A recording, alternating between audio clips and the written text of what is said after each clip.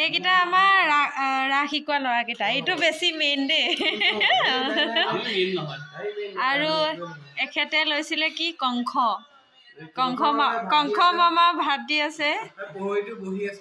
এয়া পোহৰি ই একদম ধুনীয়া ইয়াতে দুইটা ধুনীয়া এক্টিং কৰে ভাল লাগে চাই ফটুৱা তেওঁলোকক আজি খানা খাব মাতিছোঁ আমাৰ ইয়াতে কিন্তু আৰু দুজনমান নাহিলে সেইকাৰণে বেয়া লাগিছে আৰু বেলেগ এদিন আহিব ন